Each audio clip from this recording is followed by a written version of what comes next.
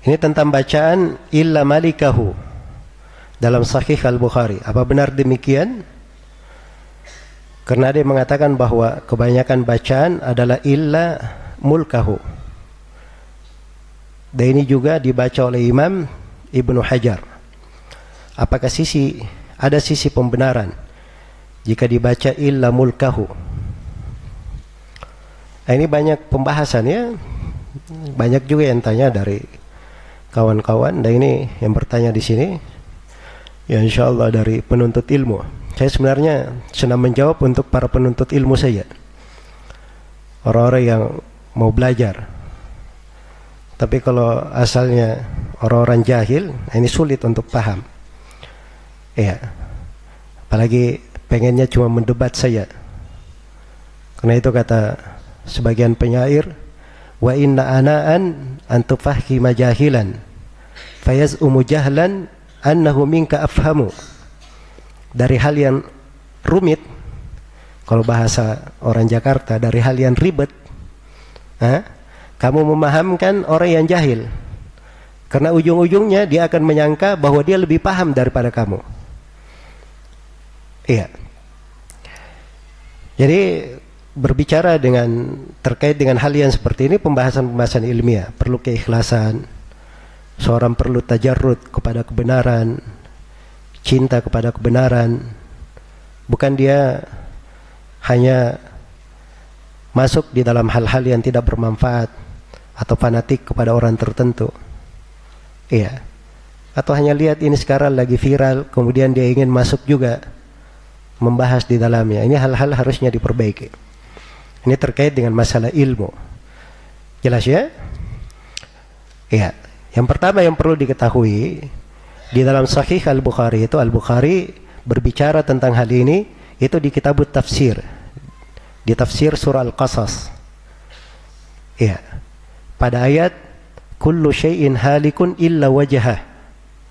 Maka ada tertulis di situ cetakan, dia tertulis di dalam sebagian riwayat Al-Bukhari illa malikahu. Ya begitu bacaan benarnya. Begitu bacaan benarnya. Bukan pada ayat wa yabqa wajhu rabbika dzul jalali wal ikram. Bukan di ayat itu. Jelas ya? Al-Bukhari tidak ada pembahasan di situ. Ya, pembahasan beliau pada ayat kullu syai'in halikun illa wajha. Di situ ada bacaan illa malikahu. Di kebanyakan cetakan itu tertulis illa mulkahu. Di kebanyakan apa? Cetakan. Di sini pentingnya seorang itu belajar, dan dia mengambil ilmu dengan jalur talaki, mengambil dari guru. Jelas ya? Karena itu dari masa dahulu itu diingatkan ada golongan namanya as-suhufi. Dia cuma baca dari lembaran-lembaran saja, tidak ngambil dari guru. Akhirnya ketika terjadi tashif atau terjadi salah baca, maka dia juga ikut salah di situ. Ikut salah. Kalau kita telusuri riwayat-riwayat, itu jarang dari para ulama yang meriwayatkan hadits mereka harokati di dalam penulisan. Jangankan harokat, kadang titiknya saja tidak ada titiknya di penulisan sebagian ulama hadits di masa dahulu. Terus dari mana dia pastikan? Padahal tidak ada titiknya. Nah, ini dengan jalur apa? Talaki. Dengan jalur sama, dia dengar langsung dari guru. Bagaimana cara guru itu membaca? Jelas ya? Cara yang lain itu diketahui dengan penjelasan para ulama terkait dengan riwayat tersebut. Dilihat penjelasannya apa? Dilihat penjelasannya. Misalnya di Muqaddimah Sahih Muslim ada hadits di situ. Man haddatha anni bi haditsin yara annahu kadhibun fa huwa ahadul kadhibaini. Yara itu dua bacaan, bisa dibaca yara, bisa dibaca yura. Ahadul kadhibain bisa dibaca kadhibain, bisa dibaca kadhibin. Dari mana diketahui dua bacaan? Itu dari keterangan para ulama yang menjelaskan apa? Hadits tersebut. Kalau lihat harokat nggak ada. Tergantung siapa cetakan yang mengharokati. Kalau cetakan Sahih Muslim yang dahulu tidak ada harokatnya yang bisa menerangkan. Di cetakan Fuad Abdul Baqi itu masih mending, dia kasih 2 harokat sekaligus. Jelas ya? Dia kasih 2 harokat sekaligus. Nah, ini dia pakai cetakan yang mana? Itu yang mencetak siapa? Yang memberi harokat siapa? Kamu dengar dari Sahih Bukhari itu dari siapa? Siapa nama gurumu? Gurumu dengar dari siapa? Dari siapa itu kan dilacak semua. Benar nggak cara penyebutannya seperti itu? Nah, itu kan ada pembahasannya lagi. Kalau memang benar, misalnya sudah pasti sanadnya, gurunya mendengar mulkahu, ditanya perawi yang lain apa yang dia riwayatkan. Kan begitu harusnya. Nah, ini panjang pembahasannya. Karena itu di sebagian hadits, di pembahasan tentang cacat-cacat hadits di ilmu ilal, itu ulama ahli hadits dia tidak terpaku pada cetakan. Itu ada beberapa hadits di kitab guru kami Syekh Mukbil, judulnya Ahaditsu Mu'alla Dhahiruha Sihha. Hadits-hadits yang mengandung cacat padahal zahirnya benar. Ada sebagian hal, misalnya beliau anggap bahwa ini hadits terputus. Ya, datang dalam sebuah cetakan, ternyata di tempat yang terputus pakai kata haddatsana. Kata Syekh Mukbil, ini kami enggak terima. Karena buku-buku para ulama yang menjelaskan jalur-jalur riwayat semua menunjukkan bahwa dia tidak mendengar, ada perantara. Ketika dia memakai kata haddatsana di buku ini tidak masuk di dalam jalur sama kami. Kami tidak dengar dari guru, sehingga kami bisa pastikan bahwa dia di situ pakai kata apa? Haddatsana. Kan butuh bukti kan? Dan mungkin saja manuskripnya ada kesalahan. Ya, di dalam hal tersebut. Ya, ini poin yang pertama yang harus dipahami. Supaya seorang itu bisa detail dan jeli di dalam mengkaji, di dalam membahas.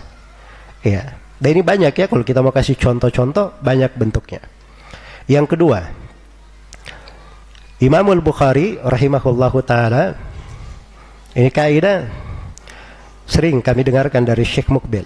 Dan seingat saya itu pernah berlalu, disebutkan oleh Ibnu Hajar di Fathul Bari, dan disebutkan juga oleh ulama yang lain, bahwa Imamul Bukhari itu ketika menafsirkan mufradat, kalimat-kalimat Al-Quran, Imamul Bukhari kan kalau bawakan ayat, kemudian ada kalimat di ayat beliau tafsirkan, maka biasanya penafsiran Al-Bukhari itu beliau ambil dari seorang alim yang bernama Abu Ubaidah Ma'mar ibn al-Muthanna dalam kitabnya yang berjudul Majazul Quran. Biasanya Al-Bukhari mengambil dari situ. Ya, di pembahasan ayat ini Abu Ubaidah Ma'mar ibn al-Muthanna itu berkata illa huwa, kecuali dia. Ya, Al-Bukhari kan biasanya ngambil dari sini. Jadi kalau bahasa Abu Ubaidah ini itu sama dengan penafsiran yang disebutkan oleh para ulama ahli tafsir yang lainnya. Itulah yang dibahasakan oleh Al-Bukhari illa malikahu. Ya, segala sesuatu binasa kecuali wajahnya. Abu Ubaidah tafsirkan kecuali dia sendiri. Itu tafsirannya Abu Ubaidah. Al-Bukhari tafsirkan dengan kalimat yang mendekati, kecuali Allah yang maha menguasai segala sesuatu. Kan begitu? Al-Malik. Itu kan maknanya malikahu, artinya malika kulla syai', yang maha menguasai segala sesuatu. Itu penafsiran benar. Iya. Itu penafsiran benar. Nah, jadi ini yang kedua, sisi yang kedua. Sisi yang ketiga, Imamul Bukhari rahimahullahu ta'ala sendiri, itu di Kitabut Tauhid, beliau menetapkan sifat wajah. Jadi tidak mungkin dia mentakwil di sini. Tidak mungkin dia mentakwil. Karena itu harus diarahkan ucapan Al-Bukhari kepada makna yang paling indah. Kalau tidak, nanti orang akan tuduh Al-Bukhari dengan tuduhan macam-macam. Kok kontradiksi? Di sini mengatakan ada sifat wajah, di sini dia takwil, kan begitu? Maka diarahkan kepada mana yang paling bagus. Ya, mana yang paling bagusnya itulah yang dibaca illa malikahu.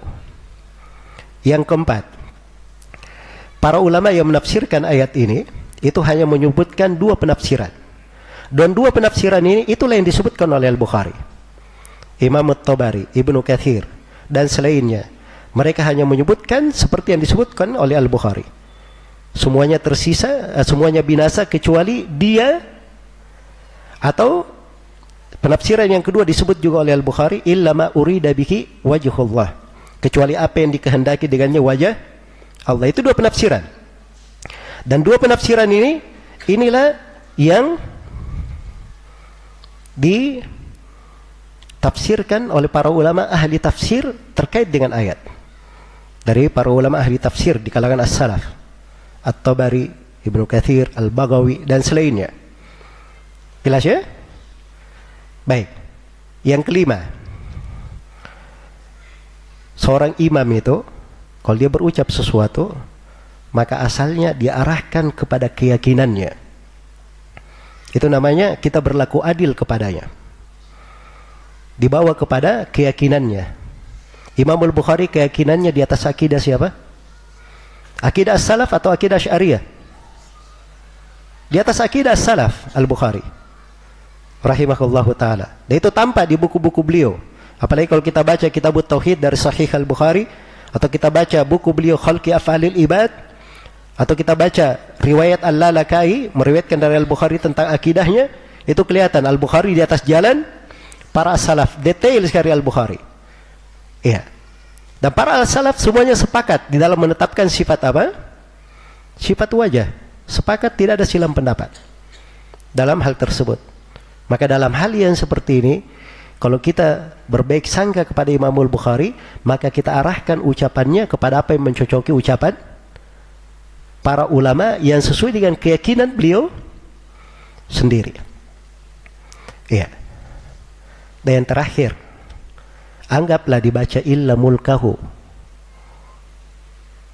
Apakah dianggap benar hal tersebut? Jawabannya tidak bisa dianggap benar. Memang kalau Al-Bukhari baca illa mulkahu harus diterima dari beliau? Itu penafsiran beliau misalnya menyelisih penafsiran as-salaf? Jawabannya tidak bisa diterima, kan begitu? Karena kita sudah lihat dari ucapan as-salaf yang lain, tidak ada yang mencocoki bacaan itu. Iya. Dan Imam Al-Bukhari manusia sama dengan yang lainnya. Maka harus dicocokkan sama dengan ucapan para ulama yang lain. Ini perbandingan namanya. Cuman yang ke-6 ini sebagian orang terlalu berat. Kamu berani menyalahkan Al-Bukhari? Ya. Kita tidak mau masuk di pembahasan itu. Makanya kita arahkan ucapan Al-Bukhari kepada makna yang paling apa? Paling indahnya, paling mencocokinya. Iya. Jelas ya?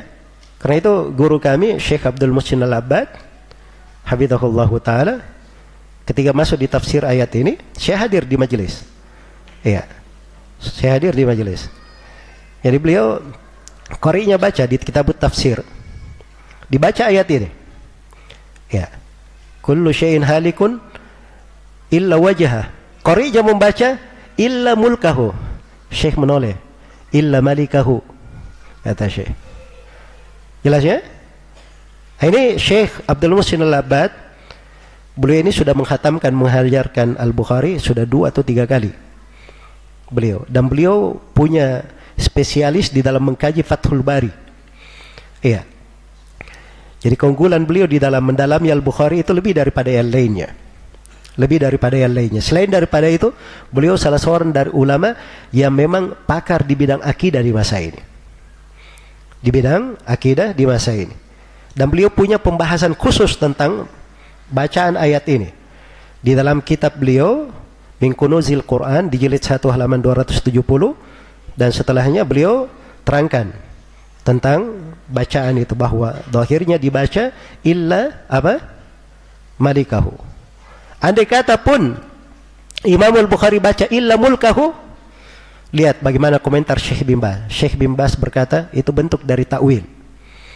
Syekh Abdul Aziz Ar-Rajihi berkata itu bentuk dari takwil. Nah, itu cara salafi menyikapi. Jelas ya?